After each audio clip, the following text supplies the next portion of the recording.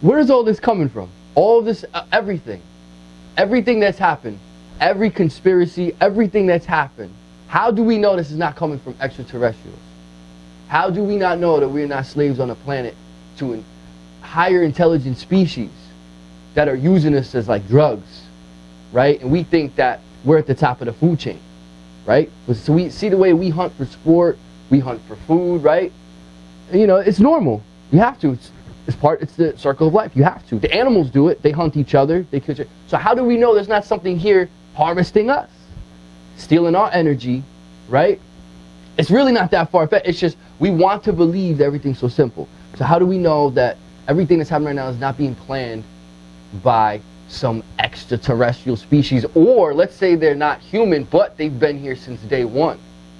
So to us, they would look like aliens. Well, you know, and that we discussed this before about how the religions say that we're made in our Creator's likeness. So high probability that extraterrestrial biological entities definitely exist on Earth at this point in time. Whether or not they're behind current events, I mean, I guess that's arguable.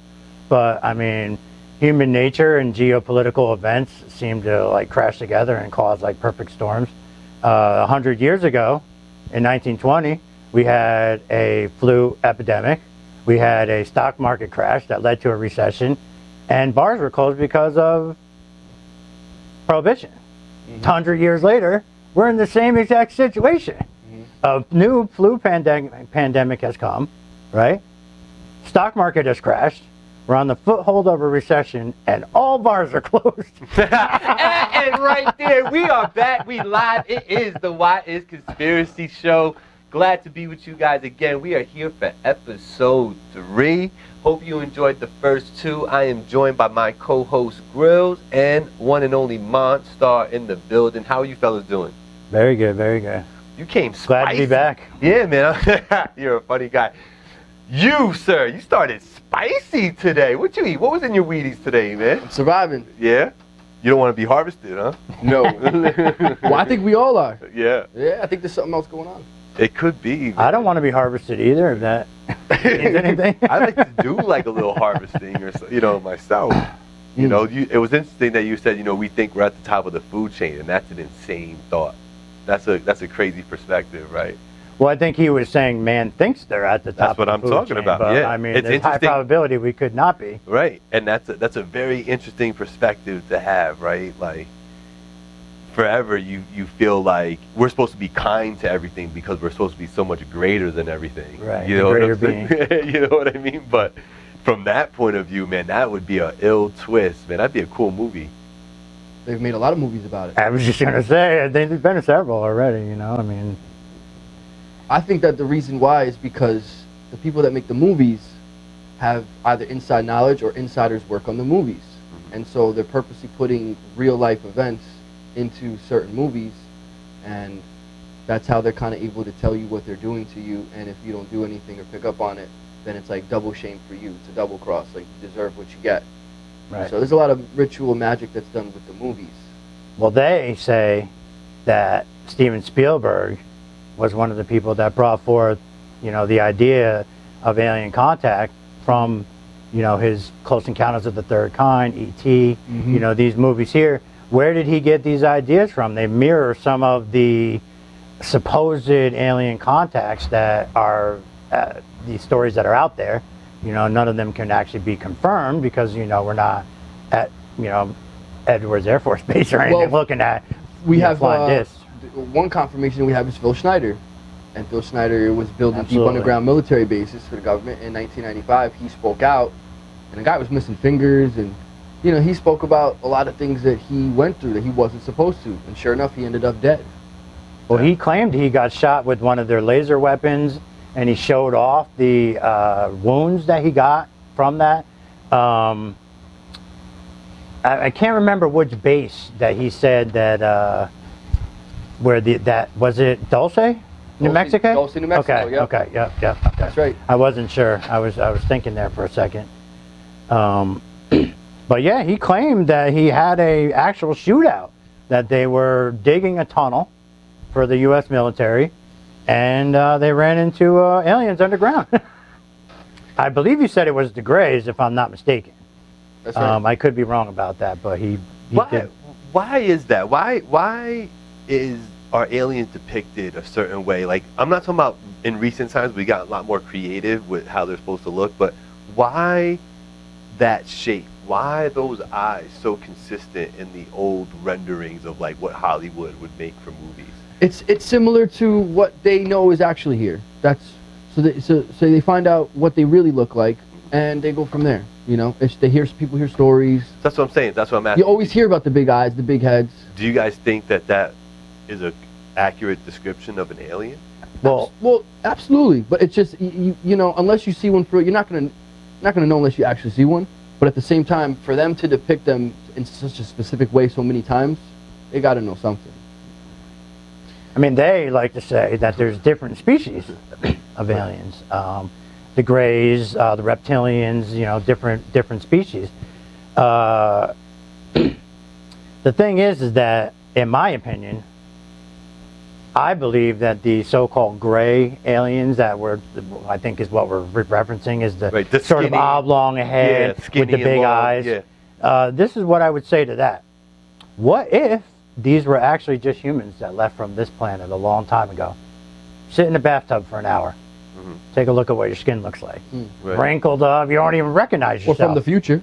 Imagine what it's like to travel in space for 3 years and how your body might contort and what might happen to you. And also, with that same idea, is that human beings' eyes are actually getting bigger as we evolve.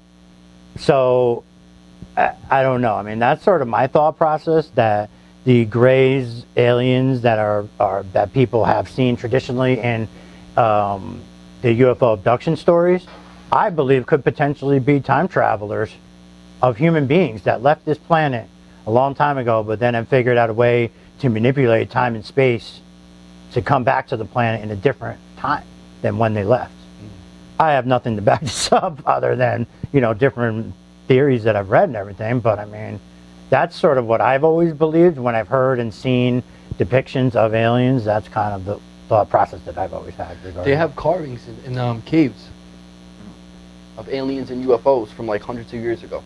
So the people hundreds of years ago were seeing these things too, and right. They knew about this stuff as well. And the thing about the drawings is that if you go off of the science, off of what all the other drawings are, they're drawing what they saw.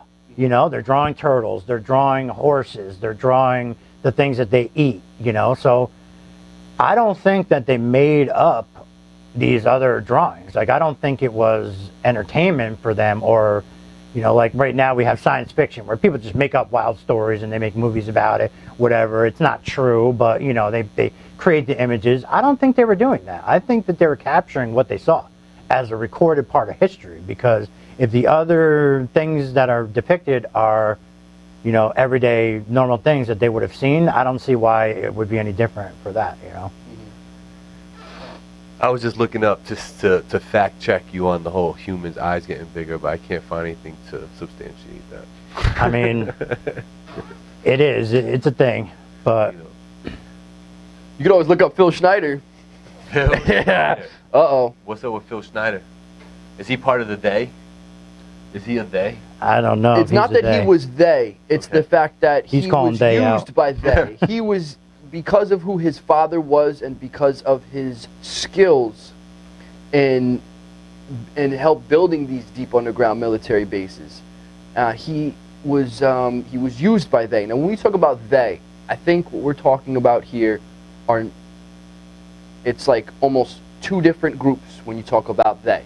You're talking about the humans on this planet that control us, or that are in cahoots with the shadow government, right? The shadow government that are humans. And then you have the elite, the shadow behind the scenes that are not human. So when you're talking about they, you're talking about humans that sold out other humans that are working for the powers that be at the very top, the I, right? So it's like two different groups. So when you're talking about they, you're not really talking about one specific group. You're talking about multiple different categories. But it's the negative consciousness that's here. Tell me a little bit more about. Good. Yeah, but tell me a little bit more about Paul Schneider.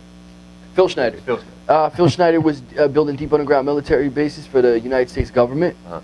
and he supposedly had an oath, you know, saying that he wouldn't speak about signing a contract, that he wouldn't talk about what he, you know, saw and what he worked on. But he felt that it was so important to let people know what was going on that he spilled the beans, and he spoke about what was really going on in our own government and how we have extraterrestrials here and the government's known about it. How did he disseminate that information in a book? He went and did conferences in front of people. Yeah, Oh. he gave a news conference originally to tell the whole entire world. Oh, wow. I mean, he risked his life. He was a contractor. I don't remember this. Well, it's not really something that... When was this? This happened in 1995. He went public. Yeah, I wasn't paying attention. I was smoking weed, being a knucklehead. Right, but... I mean, he risked his life. He was a government contractor that signed a non-disclosure agreement and worked on super top secret projects for national security, where they're digging tunnels in places where you don't even think there's military installations. But they have... And he was doing that. He was part of that team, yeah. He was part of the... I want to say he was part of the security team that was involved in it. I don't think he was actually one of the people that was drilling the tunnel. Well, I he think goes into very specific detail on how I just can't remember off the top of my head. Right. But what happened was when they broke through, so this is his story now. So they supposedly startled the extraterrestrial beings that were underground, and a battle ensued that lasted a couple of days. I don't remember exactly what he said, but he actually showed off scars that he had from the laser weapons that he supposedly was inflicted with.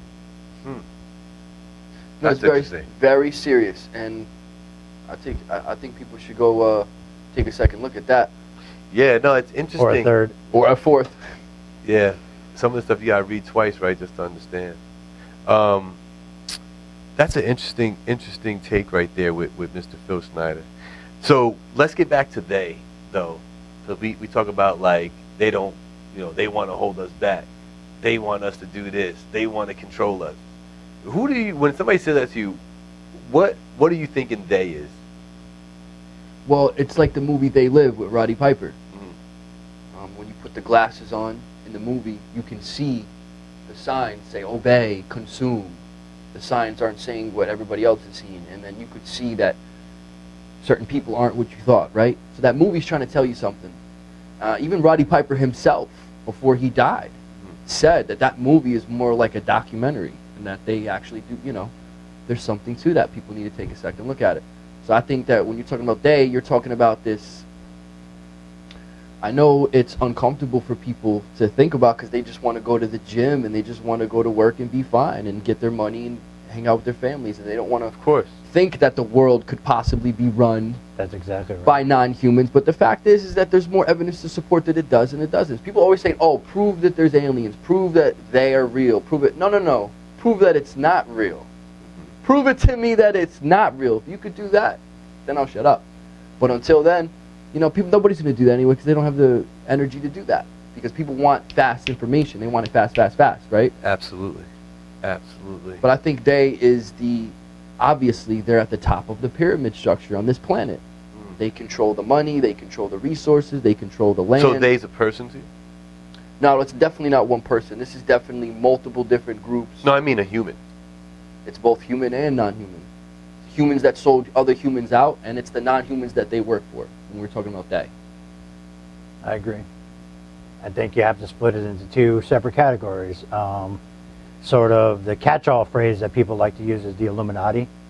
However, the Illuminati as a catch-all really refers to what happened in the Dark Ages.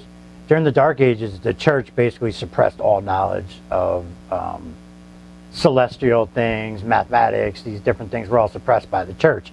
So the Illuminati formed secret organizations to carry that along. But they don't necessarily exist in the context that they're the Illuminati anymore, because they've moved on. And one of the things about this is that what people don't understand is that secret societies are secret. If we knew who the people were right now and what their organization was and what their symbols were, we could stop them. But we don't. All we know about is the skins sort of that they've shed already. Right. Your Freemasons, your Illuminatis, Bilderberg Group, different organizations Like how like people that. know, like the Rothschilds are very influential, Right, powerful correct. people now. There's another family probably that's really running things now. Well, that's what they refer to as the 1%. Yeah. You know, the small group of families that run the entire world. That's where I was going with it, because that's what I wanted to know what Rose was going to say with that. Because, like, you know, with your worldly view on things, you know what I mean? I wanted to know where you would go with that, because when I think of they, I just think of the people who control the money. You know, from my point of view, being a 9-to-5 guy, you know what I mean? Just driving to work like everybody else. When I say they, I'm talking about the people that are controlling all the money. You know what I mean? So, like, it's interesting to hear, like, what you guys' take is on that. You know, because, like, I think I speak for everybody when I say, it's like, I just need my paychecks so I can pay my bills. You know what I mean? So, like, I understand so, that. you know what I mean? There's a term for that. It's called economic slavery. Yeah. I mean, economic slavery. But the thing is that, you know, you have to sort of back up here, because what we're talking about goes back a long, long time. These societies were born in the Crusade era.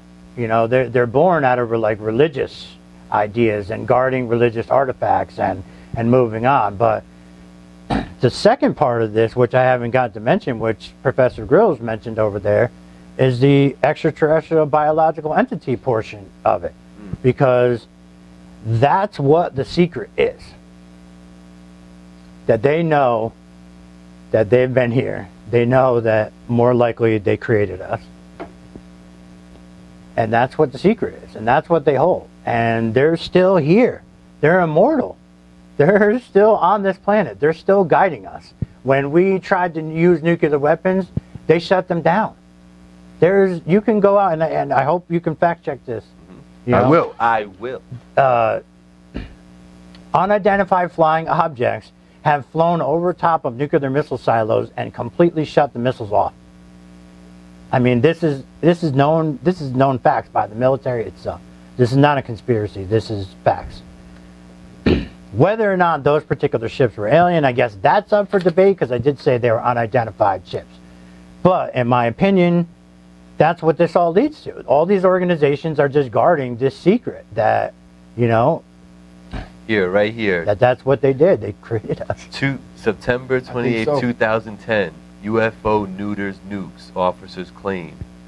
In a space, no one can smell drifting interstellar cloud of patchouli oil or catch the comic hacky sack.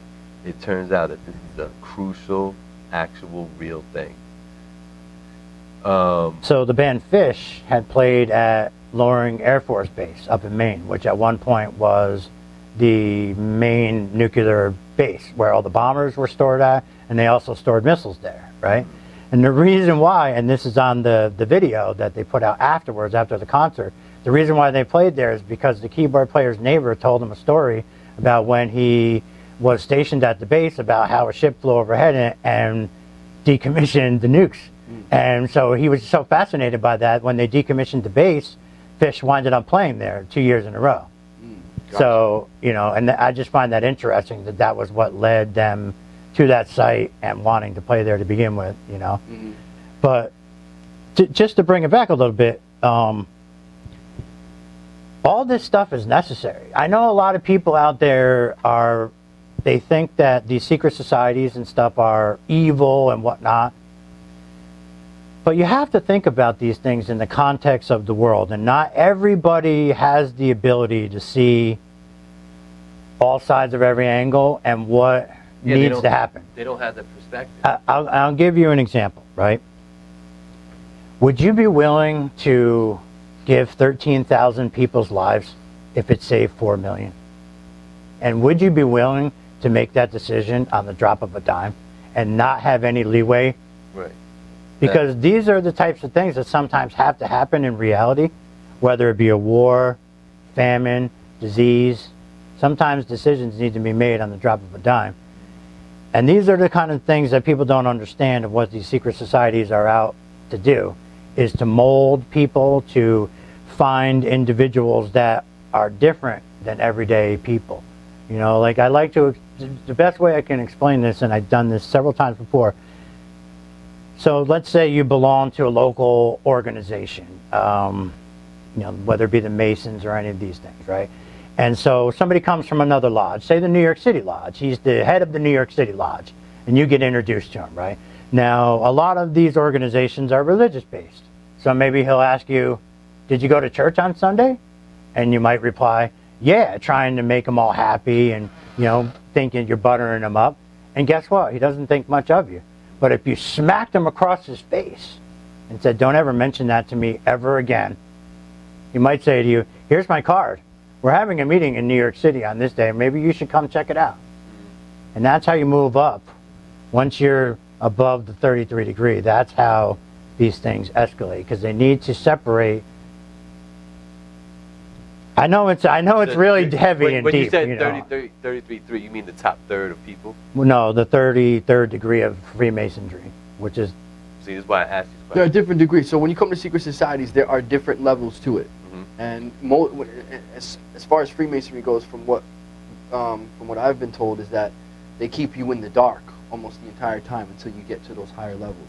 Now, the reason why I think that there are secret societies is because there are a small 1%, a small percent of people at the very top that have to control everything. So in order for them to control everything, they have to set up many different institutions with their people working there, right? Or their guys in there, so that they have their eyes everywhere. They have their hands on everything, because it's almost like a spider's web, right? So they're able to harvest the energy from every single way, because they always have one of their guys or somebody, a part of their family or a part of their agenda, into all these different places on the planet, whether it's distribution of food, or whether it's entertainment, whether it's politics, whether it's religion. They have it's like an octopus that is slithered all around, and so that's the shadow government. And it's not everybody in the government, it's not everybody in the banks, it's not everybody in politics and religion. It's just the small percentage, the small few behind the scenes. It's only those people that made it to that are other a meeting. little bit smarter than the rest of the people. And just because you're smarter than somebody doesn't mean you're better than somebody. Just because somebody could build something better, or fly something better, or draw something better, it doesn't make anybody better than anybody. We all have different skills. The problem is that the small percentage of people, they think that because they're so smart, they're so enlightened. They know the truth about religion. They know the truth about politics. They know the truth about aliens. They know the truth about humans, where we come from, our history. Like we said before, that they keep the hidden history, right? So this is what we're talking about when we're talking about the Illuminati. The Illuminati is a word to describe the powers that be, the cabal, right? But it's not the correct term, because the Illuminati means the illuminated ones, the light bearers. Right? You see the light now, right? And I think they're anything but light bearers. But it's a word to describe. So people will say Jay-Z's in the Illuminati, or Beyonce, and no, they're musicians. They're not in the Illuminati, because the Illuminati is an organized network of secret societies, banks, corporations, right? You think it still exists today? It absolutely does. Absolutely. 1,000,000%. But even though we're talking about that, it's the Illuminati. It's a cabal. They don't have a specific word like the Illuminati. Like, they don't go around calling themselves the Illuminati. They don't have a card with a insignia that is on it. just a word for us to describe the powers that be in the cabal. My guess would be, if we were to be able to say, get the top 10 most powerful members at this moment in time, right? And if you put them in front of you, my guess would be that, first of all, we would be like, who are these people? That would be number one. Or you would be completely surprised. It would be somebody that's right out in the open. Right. Because like I said, the breeding ground is these smaller organizations where they, invite them to the next meeting. And the purpose behind that is so that they know that you are locked into their agenda. You are going to do what they want you to do. 42 of the 45 presidents of the United States are all related to a king of Europe. And he was the one who signed the Magna Carta. Do you know who the three are? Off the top of my head, I don't. I think Trump is one of them, and I want to say Martin is one of them. But I don't off the top of my head. Obama is one of them, because there was like a 12-year-old girl or something who came up with this genealogy chart. She started looking into it and then made this chart for a school project and realized that, holy crap, they actually all are related to the same person. But that's just back to the bloodline, which is a totally different thing. Right, right. That's one of the origins of all this also, and that has to do with the other side also, the extraterrestrial biological entities. It's just it's non-humans mixing with humans to create this hybrid bloodline of these royal elite families that still rule the earth. That's what I was just going to say. The Queen of England is actually the public head of this dragon at this point. Illuminati, because in hip-hop it's been talked about so much, you know what I mean? You tend to think it's a United States thing. Is it not a United States thing? No. It's all over the world. The origins of it, as far as you guys know. Like Freemasons, I was not I'm not gonna say surprised, but it was interesting to learn that the Freemasons weren't. I thought that was a United States No, thing. this was back Europe. Europe, Rome. Europe. The origins of most of this is from the Knights Templar. The Knights Templars. Right. And they actually started banking also. That's right. So the Knights Templar were a religious army for the Catholics, basically, at the time. And they were ruthless. They were known as being ruthless killers. And they were very well respected. So how they started banking was a lot of people didn't travel back then. We didn't have cars and airplanes and trains and stuff like that. They rode on horses or walked, you know. So, but the Knights Templar would travel from city to city, and they needed a way to have money when they got there. So when they got there, they would have a treasury, and so every once in a while, the treasury would be depleted from the central bank, and that's basically how banking started completely. But the whole idea behind the secret society of it, they were entrusted with some of the most sacred religious artifacts that are known to human beings. Whether or not you believe in it or not. But this is all born out of the Crusades, which was the Muslims fighting against the Christians. And they entrusted the artifacts to the Knights Templar, and that's basically the origin. That reminds me of the whole Dan Brown series that he wrote, The Angels and Demons and the other one. And it talked, the Da Vinci Code? Da Vinci Code, yeah. Those two movies talk everything about what you just said. It all speaks to that origin. Those movies are actually heavily based on the truth, but it's just adapted for a Hollywood if you haven't watched those, of that. Da Vinci Code and Angels and Demons, the books are better, obviously. The beginning of Angels and Demons actually depicts the collider in Switzerland, right. Which I actually did, and again, this is my own personal opinion. This is not based off hard facts. Yep. But my opinion is when they fired up that collider, we skipped into another dimension or some kind of something happened. Something happened because they turned it on and they turned it off again. And I think we need to start looking at what we can't prove instead of what we can prove. Instead of looking at, can you prove that? Can you prove that? No. Can you not prove it? Can you disprove it? Right, can you disprove it? And if you can't disprove something, that might be proof in itself, right? Interesting thought. If you can't disprove it, see, that's sort of the Mandela Effect, right? That's kind of what that is, right? I mean, can't disprove that something in your mind that you thought was something different is now something different. Mandela Effect is Mandela when you remember things being one way and now they're a different way. So there must be something going on with timelines. Bears. So there's a conspiracy theory that somebody has been messing with our reality and changing stuff, sending people back in time, changing stuff, and that things alternate, and things change because of people traveling back in time. So you'll remember things being one way, and then one day they're totally different because little things change. Now that's a whole different, topic in itself. It is like Luke, I am your father, never happened. Right. He said, "No, I am your father," right? Yeah. But everybody remembers him saying, "Luke, I am your father." Yeah. Or how the Monopoly guy never had a top hat or a monocle. No, see, here's the one for me. It's called Moonraker. The Moonraker movie, James Bond. Okay. Now, I remember the character Jaws. Okay. And he always had the metal teeth. Yeah. Right? Uh-huh. Now, in the movie Moonraker, he sees the girl with the braids, and he looks at her, and she's got he smiles, he's got his metal teeth, and she smiles, she's got the braces. Yeah. Now, I remember, as a kid, around Christmas time, all the James Bond movies always used to play. I remember watching Moonraker and watching him smile at that girl, and she had braces on her teeth. That girl never had braces on her teeth. It never happened. But people all over the world remember this girl having braces on her teeth. Right. But if you watch the movie, she has no braces, and she never did. How about this? Let me just throw a couple of quick things at you guys. I literally just want the 45-second thought on it. Okay. Kennedy assassination. What happened there? Secret government and the mafia. I tend to agree. Yeah? Yeah. I think it was mafia. So it was a related with hit. the You're telling me it's a hit? I believe so, yeah. And based off of the speech, his very last speech that you can go back and listen to, he references basically what we just talked about how there's a shadow government and how they've taken over the United States government, and now he's going to be the one that gets rid of them. And then he dies. And everybody should look at the similarities between Abraham Lincoln and John F. Kennedy. I've seen that online. You can go look that up right now. Yeah. It's all on there for people to see. You know, a week before Lincoln died, he was in Monroe, Maryland.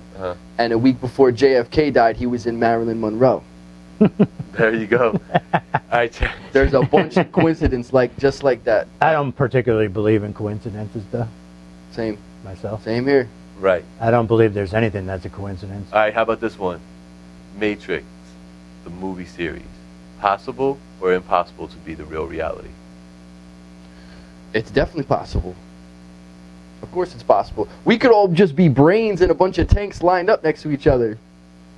And we're just experiencing reality. He's right. I mean, I'm not a believer in the simulation theory, but I mean, I have seen some evidence that may indicate that to be a thing. Let me throw this one at you. Remember, 45 seconds.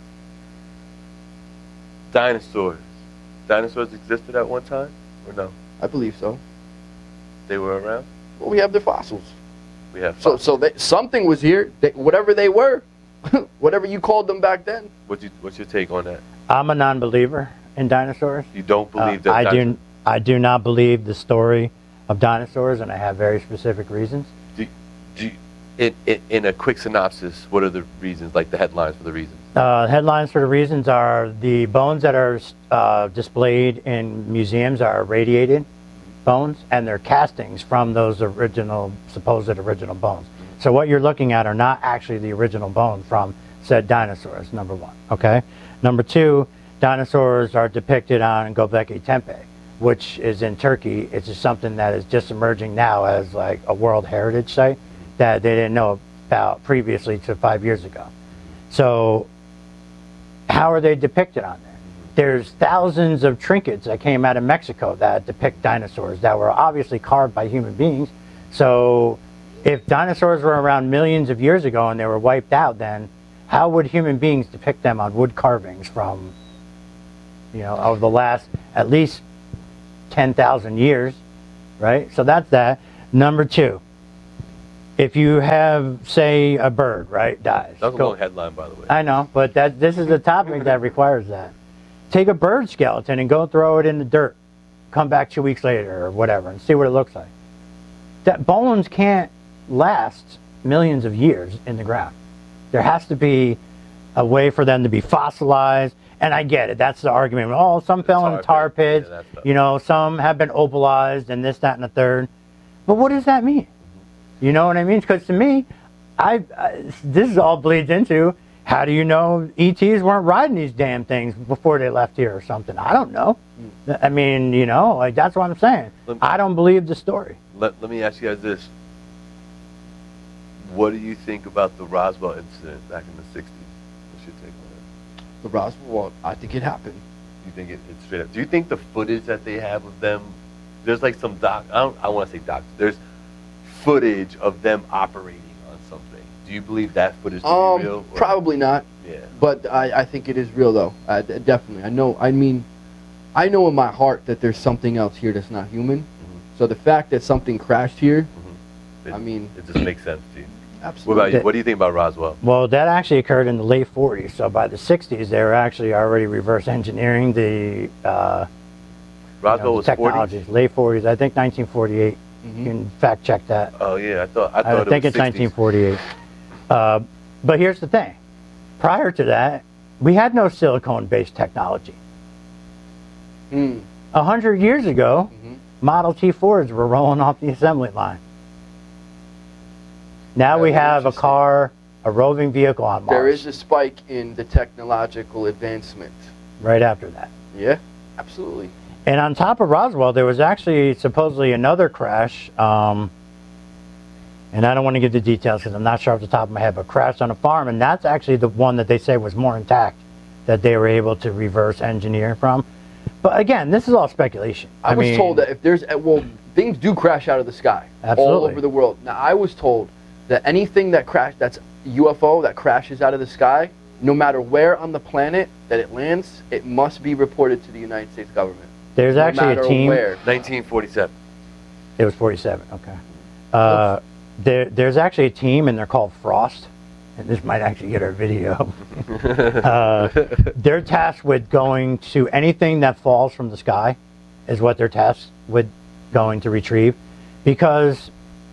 And here's the thing. What was that called? Frost. Oh. It's an acronym. Yeah. So here's the thing. Do you know what the acronym is? I don't off the top of my head. Any of these things that fall from the sky, it doesn't have to be extraterrestrial in nature. It could just be biological. There could be a biological element on a comet. And if it crashes into the Earth, if it's not native to here, or, I mean, maybe now we have COVID-25. Right. Well, that's the thing. Anything that's not from this planet is extraterrestrial. It's extraterrestrial. Anything that's from this planet is terrestrial. Correct. Right? The terrain represents the planet. So when people talk about religion, they talk about God. Well, God ultimately would be, if there's God, it would be an extraterrestrial. God is not terrestrial. God was not born on Earth. God is outside of that, right? And that would mean the same thing for, if people believe in God, they obviously believe in the devil. The devil's not from Earth neither. The devil wasn't born here. He's from somewhere else. So he's also an extraterrestrial. Now, if you believe in these things, you have to admit scientifically and logically that they would be considered extraterrestrial. They are not terrestrial, they are extraterrestrial. That's what the word ET means, right? Or the letters ET, that's what it stands for. So I think that what we're dealing with is absolute extraterrestrial and terrestrial non-human beings. So I'm thinking we're dealing with things that have been coming here, crash landing and trying to set up shop here, do deals with governments, right? Supposedly the Nazis had deals with extraterrestrials, and the U.S. government now has had one for a long time now. And so this is what we're dealing with. Operation Paperclip. They brought the Nazis right from Nazi Germany, yeah, absolutely. Flew them right to the Air Force base. Supposedly that's how Phil Schneider's father came here. Oscar Schneider, that's how his father came here. Frost. First regional observing study of. Of troposphere. First regional observing study of the troposphere. But again, if you think about it, these things are absolutely necessary, because you can't just willy-nilly have something fall from the sky and not care about it. Right. I mean, you can't. And this goes back to that whole idea of they're picking people out of a room, because now they need to know who's serious about this. Right. You know, who takes this serious. You know, that's where they move you in the direction of these different degrees and different things. Like, oh, this guy's into biology. Maybe he's good for that team. You know, oh, or this guy, he's, you know, really good at this. Maybe he's good in that direction. But a lot of people might look at something like this. What do you mean there's a secret team and blah, blah, blah. Nobody knows who's on it and they can't tell anybody about it. Da, da, da, da, da. But it's, you know, it's necessary. So, you know, you might think that's evil, but the people who are running the program, they're like, but we need to do this. Because what happens is, and I think people are kind of experiencing that right now, is that no matter what, the people expect the government to have an answer. So they'll always suck up to the government. They'll say all day long, I hate the government, F this person, F that person, but when the shit hits the fan, always suck up. Like whether it's a nuclear emergency or the viral infection that we're dealing with right now, people are looking for the government to save the day. Right. They want them to pay their salary while they're out of work. They want them to take care of the people that are sick. They want them to make sure that they have enough ventilators and personal protective equipment for all of the people, right? But how do you do this? The only way you do this is if you get ahead of the curve and you have people who are doing this behind the scenes and spending money that other people would say, what do you mean we're going to spend $100 million on personal protective equipment and we're going to squirrel it away in a cave? That's ridiculous.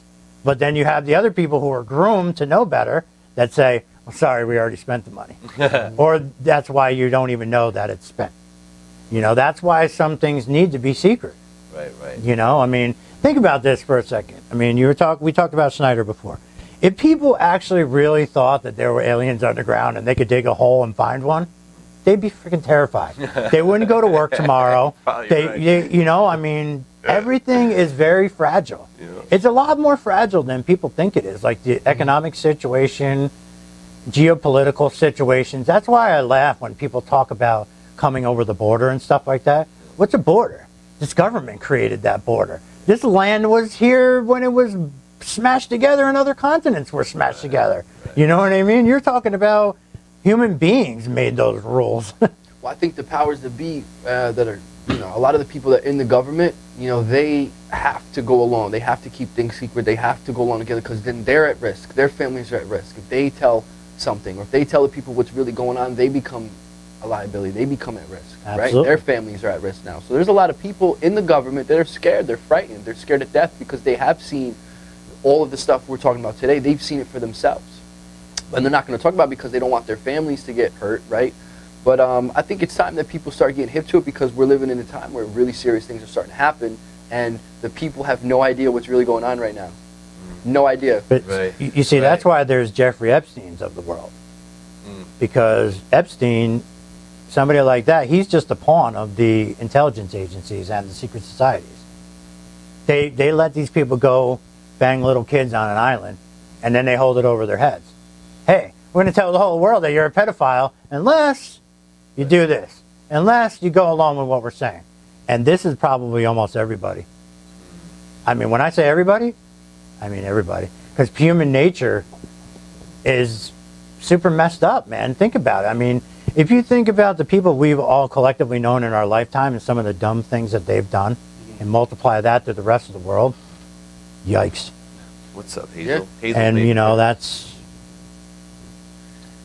You know, some of these things need to be reined in. I guess that's what I'm Let me saying. ask you a question. This COVID-19, right?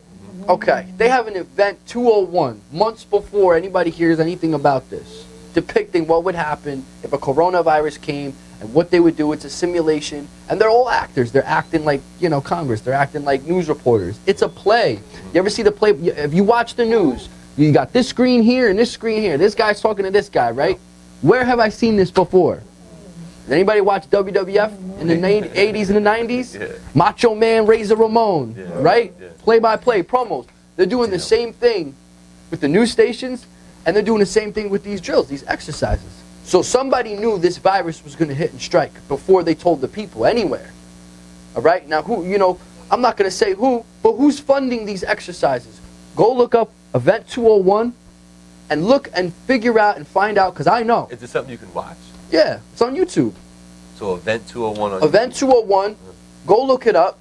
And then after you watch Event 201, go look up Agenda 21.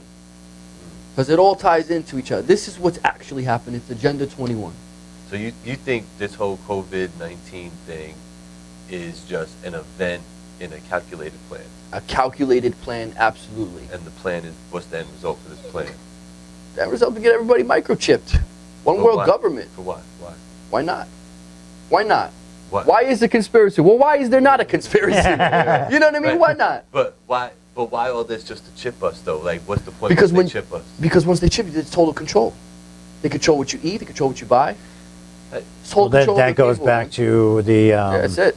silent weapons document. Are you familiar with When you that? have another human that doesn't have a chip controlling a group of, you know, a nation of people that all are chipped, trust me. There's a lot of power in that. There's a lot of power in that. So there's a document out there called Silent Weapons for Quiet Wars that was found in an IBM copier in the memory bank. The copier was bought at a surplus sale. The person who bought it dumped the memory out and copied what was in it, not knowing what was in it, just was, my guess is they were probably looking for IBM secrets. That would, why else would you do something like that, right? Right. So embedded in that was somebody had copied this document as a war manual called Quiet Weapons for Silent Wars. And what this details, it starts off talking about how they just invented the barcode. And what they're going to do with it is track everything that's happening. And it lists all the inputs that are required, whether it be credit cards, what you eat, where you're going. All of this stuff developed, that's how it developed, and that's what it was developed for, because it's very simple. Mathematics rules the entire world, and the economy is run off of mathematics. And if you know the final answer, you can manipulate the equation to get that answer every single time. Explain that. Okay, well, say you want to arrive at 100. Your final destination is 100. So in order to get to 100, we'll just make the math simple. So now you want to just do 50 times 2 gets me to 100. So what I mean by that is, if the 50 might be, we need X, Y, and Z to happen. We need this government to collapse. We need this one to be successful. We need the EU to split from the European Union. All these different things are factors that push things that are happening in the world. It's like a giant ball that continues rolling, that if it doesn't stop. And in order to get to the end result, you have to manipulate the equation. So you have to have all these small events, like your COVID-19 or any of these other type of events that happen, to manipulate the narrative so that you can achieve your end result. Are you picking up what he's putting down? Absolutely. It is event driven. It's all event driven. Here we go back to the Illuminati card game. There's an Illuminati card called Pandemic. Right. Obviously these people have this stuff set up, and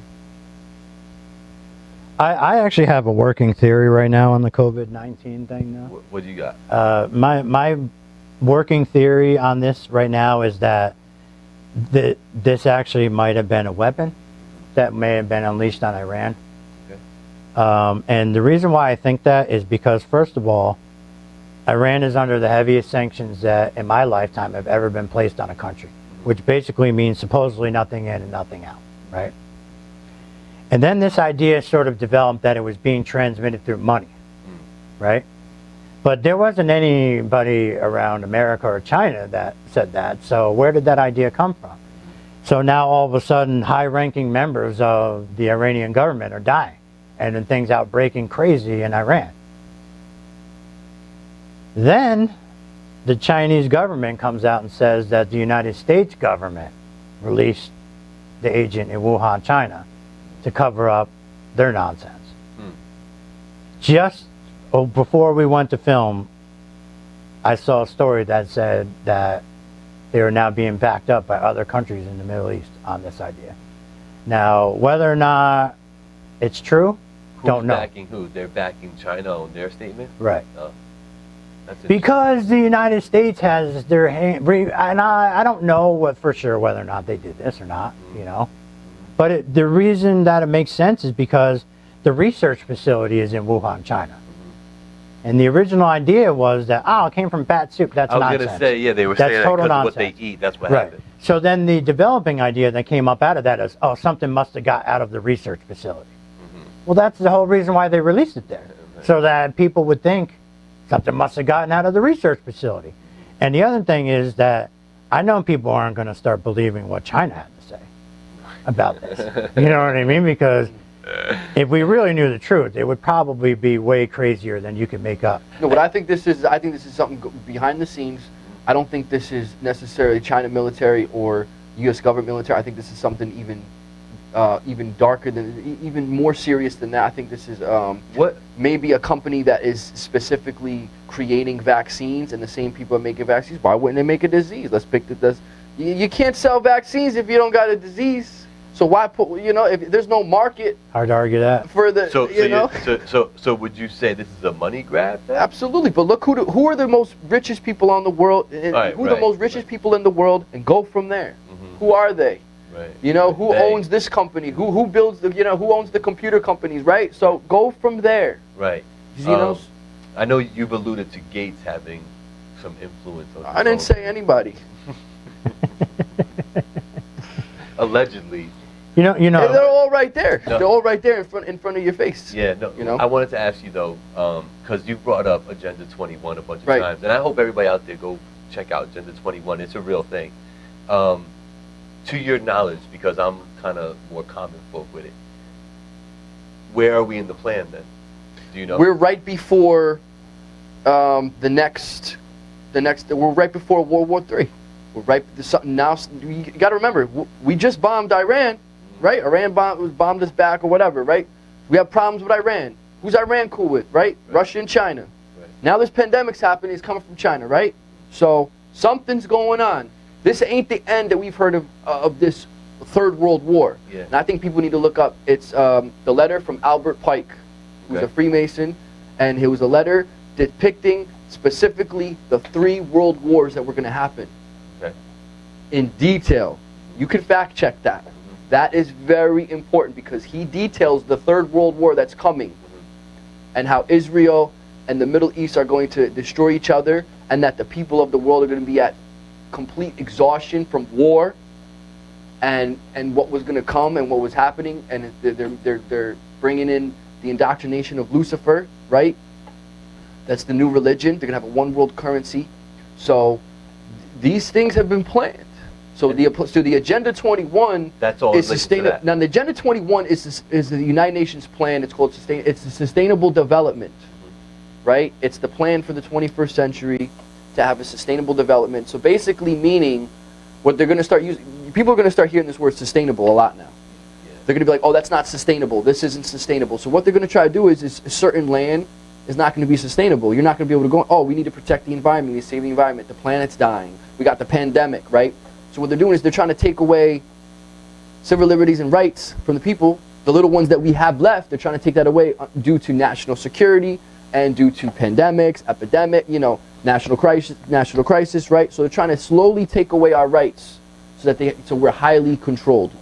And that's what's happening right now, is to have everybody on the planet under one government. When you It's a slow burn. You know what you reminded me of when you were just explaining that? Do you guys recall, it was like a couple of years ago, it surfaced a couple different times over the last like 5 years where people found like agencies creating like pods, like they were creating like almost like grapes, like things that look Oh, the FEMA camps and the coffins, yeah. Yeah. What do you think they're doing that for? Yeah, they're preparing. What was all that about? Oh, they're just preparing. They're preparing for mass. I mean, you're going to depopulate the planet. You got to put the bodies somewhere, right?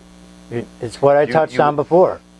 If you have to be prepared, people expect you to be prepared. Yeah. I mean, let's just say, for example, we'll use an example right now. Let's just say 10 minutes from now, a small nuke gets blasted right outside of New York City. Right. And, people will expect the United States government to start responding within minutes, let alone, in order to do that, you have to have years worth of planning and resources in place in multiple places in order. This is not something that's done overnight or, it's... That was scary Right. though, to see all those like coffins and stuff though. Mm-hmm. You got to prepare. It is scary, but I mean, at the I same thought time, it's absolutely necessary. And think about it like this: what if there was a contagion that you needed to? What if you touch a biological entity that didn't belong, extraterrestrial biological entity, right? And you just started melting, or what? I mean, who knows? Because it's unforeign to us, right? We need to stuff you into a container that can't be. You're going to melt in that container and hopefully not leak out.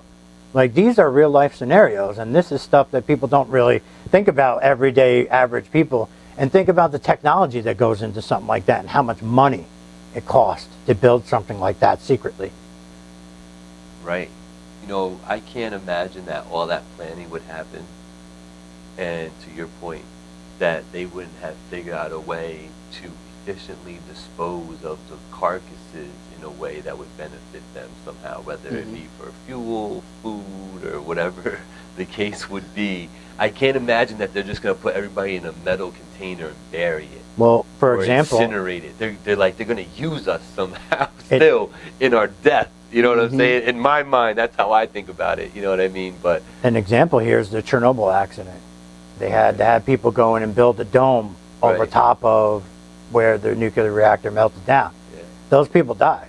Those people were buried under concrete because of the fact that they were irradiated, and they posed a risk to everyone else. So that's the kind of measure that I mean. You know, like the concrete was enough to stop the radiation for that. But if it's something that is a foreign biological agent that could spread fast, has to be contained like immediately. I mean, sort of like the movie Alien, right? I mean, you know, I mean, the thing just keeps replicating and going into other human beings and just becoming more and more powerful until it kills everybody. Right. Right. Gentlemen, it is always a pleasure with you guys. Time flies when we're having fun. Wise Conspiracy, Finally TV in the building. Any last thoughts you want to give them, Grills? I thought it was interesting that the movie Demolition Man, it came out in 1993. Sylvester Stallone's character is John Spartan, who's a cop in like the 90s, and he's fighting Phoenix, right? The guy's name's Phoenix. It's Wesley Snipes, right? What's a 187? He captures Phoenix, but he breaks the law doing it. So what they do is they freeze both of them in these cryogenic tanks. And in the year, you know, it's like 2030, what, 2032? They, Phoenix gets out, and they let Sylvester Stallone's character out. Now he's in the future, right? When he gets up, he's cursing, and there's beeps going off. And he says, you got 3 she cells in the bathroom, trying to use the bathroom. And they're laughing at him. They're like, oh, they used toilet paper back in his day. They had no toilet paper left.